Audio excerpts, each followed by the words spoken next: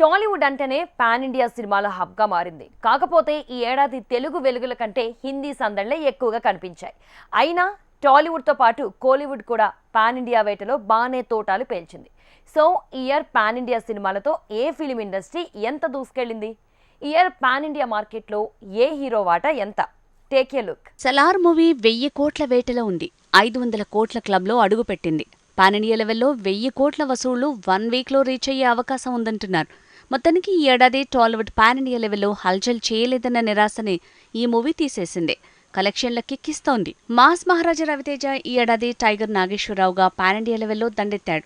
బాలీవుడ్లో సందడి కోసం నార్త్ వెళ్లి మరీ భారీగా ప్రమోషన్ చేశాడు. కానీ టైగర్ నాగేశ్వరరావు పాన్ ఇండియా కాదు, కనీసం లోకల్ బాక్సాఫీస్ ని కూడా దొంగిలించలేకపోయాడు. నటసింహం బాలయ్య భగవంత్ కేసరి మూవీ ముందుగా సౌత్ వరకే పరిమితమన్నారు. కానీ తెలుగులో హిట్ అయ్యాక హిందీ వర్షన్ కూడా రిలీజ్ చేశారు. అది అక్కడ పర్లేదనిపించుకుంది.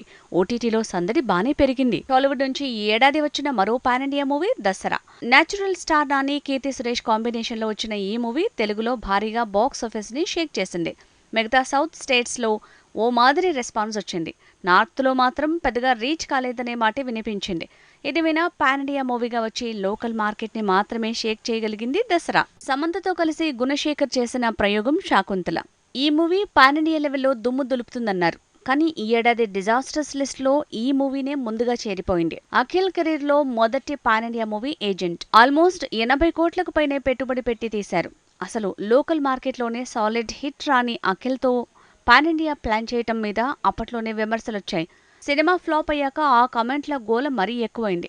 ఈ ఏడాది ఏజెంట్ టాప్ డిజాస్టర్స్ లిస్ట్ లో చేరింది. టాలీవుడ్ అంటేనే పుష్ప, ట్రిపుల్ బాహుబలి ఇలా వరుసగా పాన్ ఇండియా మార్కెట్ ని షేక్ చేసే సినిమాల అడ్డా.